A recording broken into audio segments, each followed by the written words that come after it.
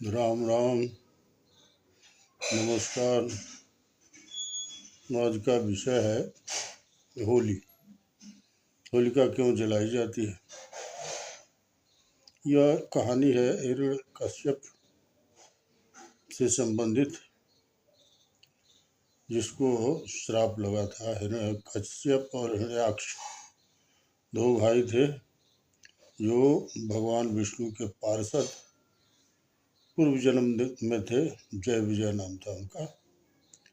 और जब सनकादि देवता लोग, ऋषि लोग वहाँ विष्णु भगवान का दर्शन करने गए थे, तो उनको भीतर नहीं जाने दे रहा था दोनों जय विजय पार्षद। तो उनको श्राप दे दिए ऋषि लोग, जाओ 3 जन्म तक राक्षस बने रहोगे। तो भगवान भीतर से निकले, अरे ऋषि लोग से निवेदन किए कि भाई इनको कुछ समय तो दीजिए या प्रायश्चित के लिए। तो वो लोग बोला कि 3 जन्म तक। आप ही जब इनको मारिएगा तो इनको मोक्ष होगा। तो उसी क्रम में पहला जन्म हिरण्याक्ष और हिरण्यकश्यप का जन्म हुआ। तो हिरण्याक्ष को भगवान विष्णु बराह रूप लेके मारे हैं, जब वो धरती को ले जाके समुद्र में रख लिया था। तो उसका तो कहानी समाप्त हो गया। तो उसके गुस्से में हिरण्यकश्यप विष्णु का किसी को नाम नहीं लेने देता था, पूजा नहीं करने देता था। तो विष्णु भगवान क्या करेंगे, कुछ ऐसी घटना हुई, रचना हुई कि हिरण्यकश्यप पूरा स्वर्गलोक पर अपना आधिपत्य जमा लिया, राज करने लगा। तो बहुत दिन तक राज्य करते करते अब तपस्या करने चला गया। तो वहाँ के इंद्र जो है, हिरण्यकश्यप की पत्नी को किसी तरह से लेके अपना जाने लगे कि हम ले जाके इसको बंदी बना के रखेंगे। बीच में नारद जी पहुँचे, बोले कि भाई ये क्या कर रहे हैं, आपको ये शोभा नहीं देता है, इसको दे दीजिए, हम अपने आश्रम में इसको रखेंगे। तो उस हिरण्यकश्यप की पत्नी का नाम गयाधु था और उसके पेट में बच्चा था। तो नारद जी को पता चला, तो अपने आश्रम में गयाधु को रखे थे और ओम नमो भगवते वासुदेवाय का जाप कराने लगे। अब हिरण्यकश्यप का खानदान तो आगे चल के उसी के गर्भ से पैदा होने वाला था, जो प्रहलाद बना था। वो भीतर पेट में ही ओम नमो भगवते वासुदेवाय का जाप करने लगा, सुनने लगा, और वहीं से विष्णु की भक्ति उसके दिल दिमाग में आने लगी। अब समय के अंतराल में बच्चा वहीं पलने पोसने लगा और नारद जी उसके गुरु हुए। उन्होंने ही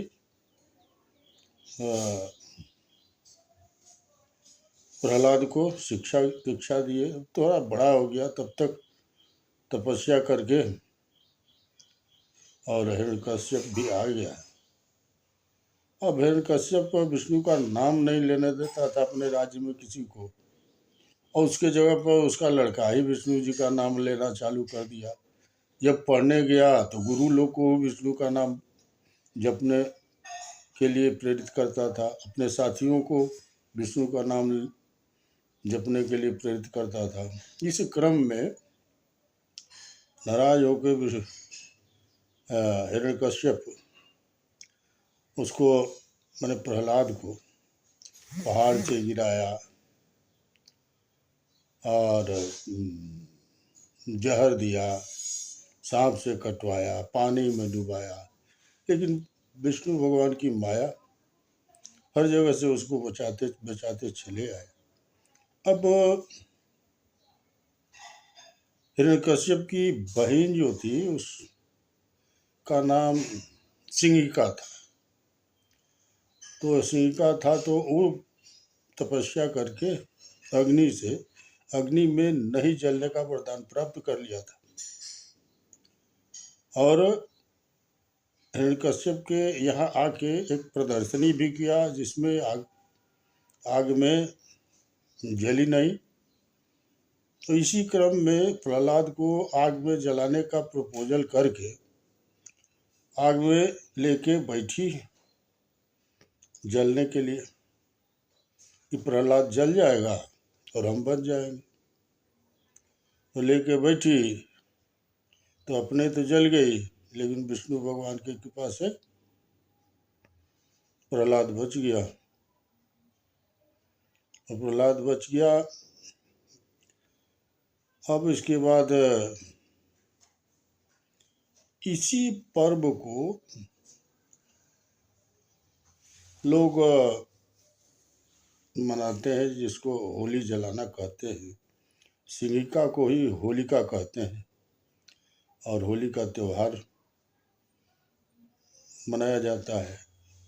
इसी क्रम में कुछ दिन के बाद प्रहलाद को खंभे में बांध के अपने तलवार से मारना चाहा हिरण्यकश्यप, लेकिन प्रहलाद मरा नहीं और उस खंभे में से नरसिंह भगवान का अवतार हुआ और हिरण्यकश्यप को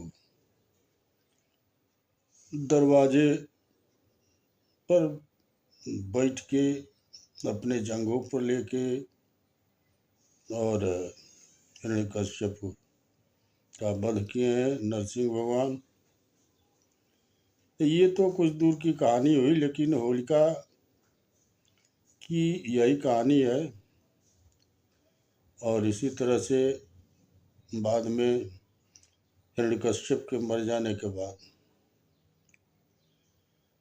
प्रहलाद राजा बना और विष्णु भगवान की पूजा करने लगा और होलिका को उल्लास से उत्साह से मनाने लगा।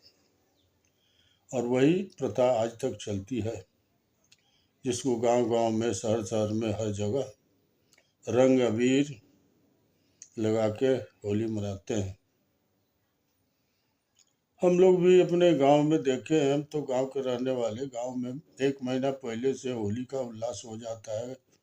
होली गाता है, लोग नाचता गाता और खुशी मनाता है। नई नई फसल आने का भी खुशी होती है। देश दुनिया में खुशी का पर्व होता है होली, दिवाली और भी बहुत सारा होता है। यह होलिका के विषय में इतना ही कहना। वैसे विष्णु पुराण में बहुत सारी बातें हैं विष्णु भगवान का। तो आज का विषय यही समाप्त करते हैं। नमस्कार, जय श्री राम, धन्यवाद। राम राम, नमस्कार। आज का विषय है होली। होलिका क्यों जलाई जाती है? यह कहानी है हिरण्यकश्यप से संबंधित, जिसको श्राप लगा था। हिरण्यकश्यप और हिरण्याक्ष 2 भाई थे जो भगवान विष्णु के पार्षद पूर्व जन्म में थे। जय विजय नाम था उनका। और जब सनकादि देवता लोग, ऋषि लोग वहाँ विष्णु भगवान का दर्शन करने गए थे, तो उनको भीतर नहीं जाने दे रहा था लोग, दोनों जय विजय पार्षद। तो उनको श्राप दे दिए ऋषि लोग, जाओ 3 जन्म तक राक्षस बने रहोगे। तो भगवान भीतर से निकले, अरे ऋषि लोग से निवेदन किए कि भाई इनको कुछ समय तो दीजिए या प्रायश्चित के लिए। तो वो लोग बोला कि 3 जन्म तक। आप ही जब इनको मारिएगा तो इनको मोक्ष होगा। तो उसी क्रम में पहला जन्म हिरण्याक्ष हिरण्यकश्यप का जन्म हुआ। तो हिरण्याक्ष को भगवान विष्णु बराह रूप लेके मारे हैं, जब वो धरती को ले जाके समुद्र में रख लिया था। तो उसका तो कहानी समाप्त हो गया। तो उसके गुस्से में हिरण्यकश्यप विष्णु का किसी को नाम नहीं लेने देता था, पूजा नहीं करने देता था। तो विष्णु भगवान क्या करेंगे, कुछ ऐसी घटना हुई, रचना हुई कि हिरण्यकश्यप पूरा स्वर्गलोक पर अपना आधिपत्य जमा लिया, राज करने लगा। तो बहुत दिन तक राज्य करते करते अब तपस्या करने चला गया। तो वहाँ के इंद्र जो है, हिरण्यकश्यप की पत्नी को किसी तरह से लेके अपना जाने लगे कि हम ले जाके इसको बंदी बना के रखेंगे। बीच में नारद जी पहुँचे, बोले कि भाई ये क्या कर रहे हैं, आपको ये शोभा नहीं देता है, इसको दे दीजिए, हम अपने आश्रम में इसको रखेंगे। तो उस हिरण्यकश्यप की पत्नी का नाम गयाधु था और उसके पेट में बच्चा था। तो बच्चा था तो नारद जी को पता चला, तो अपने आश्रम में गयाधु को रखे थे और ओम नमो भगवते वासुदेवाय का जाप कराने लगे। अब हिरण्यकश्यप का खानदान तो आगे चल के उसी के गर्भ से पैदा होने वाला था, जो प्रहलाद बना था।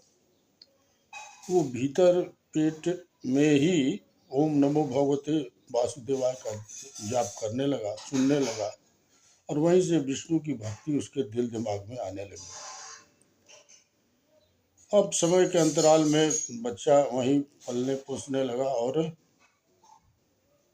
नारद जी उसके गुरु हुए। उन्होंने ही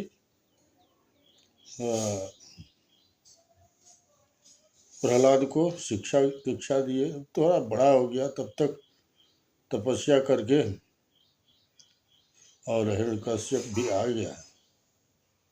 अब हिरण्यकश्यप विष्णु का नाम नहीं लेने देता था अपने राज्य में किसी को, और उसके जगह पर उसका लड़का ही विष्णु जी का नाम लेना चालू कर दिया। जब पढ़ने गया तो गुरु लोग को विष्णु का नाम जपने के लिए प्रेरित करता था, अपने साथियों को विष्णु का नाम जपने के लिए प्रेरित करता था। इस क्रम में नाराज होकर हिरण्यकश्यप उसको, मैंने प्रहलाद को पहाड़ से गिराया और जहर दिया, सांप से कटवाया, पानी में डुबाया। लेकिन विष्णु भगवान की माया हर जगह से उसको बचाते बचाते चले आए। अब हिरण्यकश्यप की बहन जो थी उसका नाम सिंगिका था। तो सिंगिका था तो वो तपस्या करके अग्नि में नहीं जलने का वरदान प्राप्त कर लिया था। और हिरण्यकश्यप के यहाँ आके एक प्रदर्शनी भी किया, जिसमें आग में जली नहीं। तो इसी क्रम में प्रहलाद को आग में जलाने का प्रपोजल करके आग में लेके बैठी जलने के लिए, कि प्रहलाद जल जाएगा और हम बच जाएंगे। तो लेके बैठी तो अपने तो जल गई, लेकिन विष्णु भगवान की कृपा से प्रहलाद बच गया। और प्रहलाद बच गया। अब इसके बाद इसी पर्व को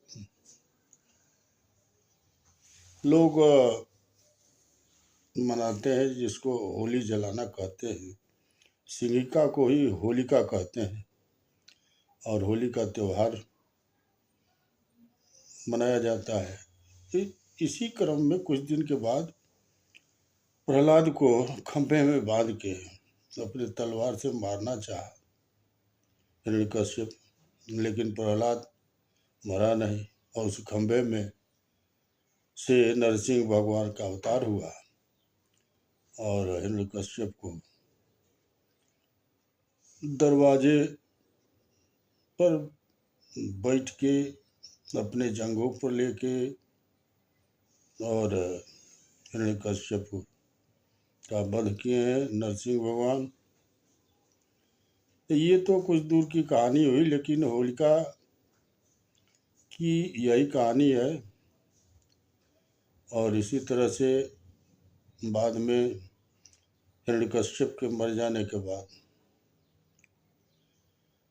प्रहलाद राजा बना और विष्णु भगवान की पूजा करने लगा और होलिका को उल्लास से उत्साह से मनाने लगा।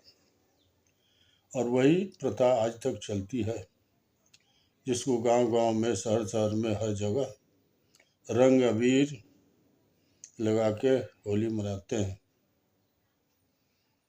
हम लोग भी अपने गांव में देखे हैं, हम तो गांव के रहने वाले, गांव में 1 महीना पहले से होली का उल्लास हो जाता है। होली गाता है, लोग नाचता गाता और खुशी मनाता है। नई नई फसल आने का भी खुशी होती है।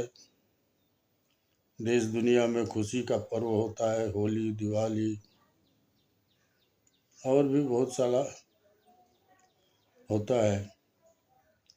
यह होलिका के विषय में इतना ही कहना। वैसे विष्णु पुराण में बहुत सारी बातें हैं विष्णु भगवान का।